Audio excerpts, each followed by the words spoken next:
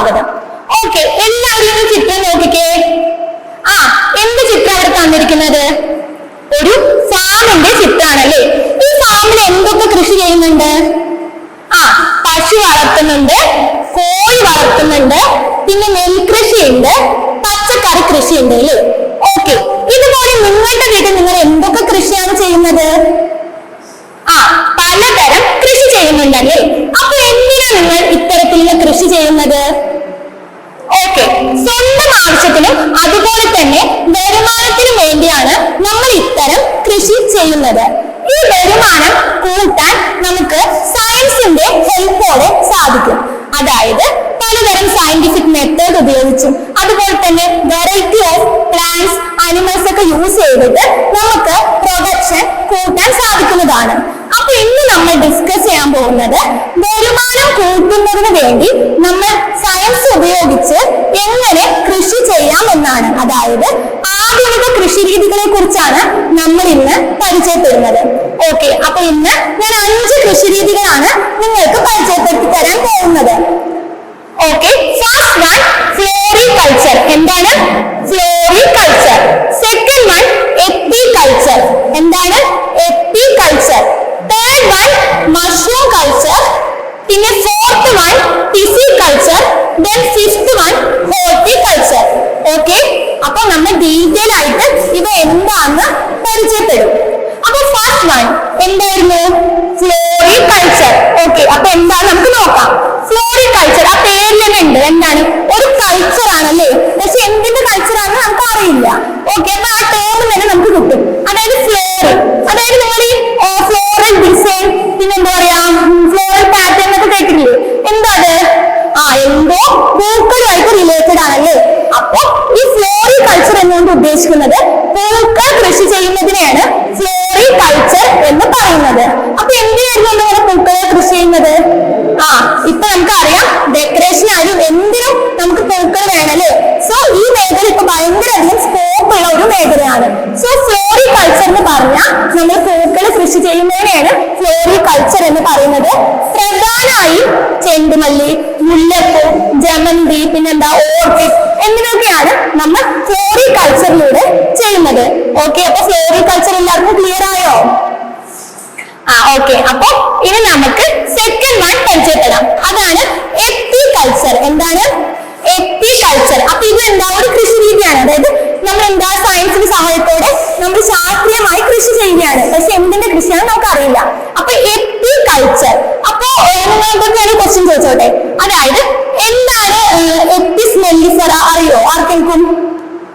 എപ്പിസ് മെല്ലിഫെറ എന്നത് ഒരു ജീവിയുടെ സയന്റിഫിക് നെയിം അല്ലെങ്കിൽ ശാസ്ത്രീയ നാമമാണ്. ഏതാണ് ആ ജീവി എന്ന് അറിയോ? ഇത് തേനീച്ചനെ പറയുന്ന പേരാണ്. സോ എപ്പികൾച്ചർ എന്ന് ഉദ്ദേശിക്കുന്നത് തേനീച്ച കൃഷിയാണ്, അതായത് തേനീച്ച വളർത്തലാണ്. അപ്പൊ എന്തിനായിട്ട് നമ്മൾ തേനീച്ചനെ വളർത്തുന്നത്? തേൻ കിട്ടാനാണ്. അതുപോലെ തന്നെ തേനിന്റെ ഒപ്പം വാക്സ്, തേന് എന്നിവയുടെ പ്രൊഡക്ഷന് വേണ്ടിയിട്ടാണ് നമ്മൾ എപ്പികൾച്ചർ അല്ലെങ്കിൽ തേനീച്ച വളർത്തൽ ചെയ്യുന്നത്. അപ്പൊ ഇതിന് നമ്മൾ പ്രധാനമായിട്ടും ഉപയോഗിക്കുന്നത് മെല്ലിഫെറ, കോളൻ, ഞൊടിയൻ തുടങ്ങിയുള്ള തേനീച്ചകളാണ്. അപ്പൊ എന്താണ് എപ്പികൾച്ചർ എന്ന് പറഞ്ഞാൽ തേനീച്ച വളർത്തലാണ്. എന്തിനു വേണ്ടി? തേന്. തേന് നമുക്കറിയാം ഒരുപാട് മെഡിസിനൽ വാല്യൂ ഉള്ള ഒരു ഐറ്റാണ് നമ്മുടെ തേന്. അപ്പൊ അതിന് വേണ്ടിയിട്ട് നമ്മൾ തേനീച്ചകളെ വളർത്തുന്നതാണ് നമ്മുടെ എപ്പികൾച്ചർ. ഓക്കെ, അപ്പൊ രണ്ടെണ്ണം ക്ലിയർ ആണെന്ന് കരുതുന്നു. ആദ്യം നമ്മൾ ഫ്ലോറികൾച്ചറിനെ കുറിച്ച് ഡിസ്കസ് ചെയ്തു. ദെൻ ഇപ്പൊ നമ്മൾ എപ്പികൾച്ചറിനെ കുറിച്ച് ഡിസ്കസ് ചെയ്തു. ഓക്കെ, ഇനി തേർഡ് വൺ ആണ് നമ്മുടെ മഷ്റൂം കൾച്ചർ. എന്താ?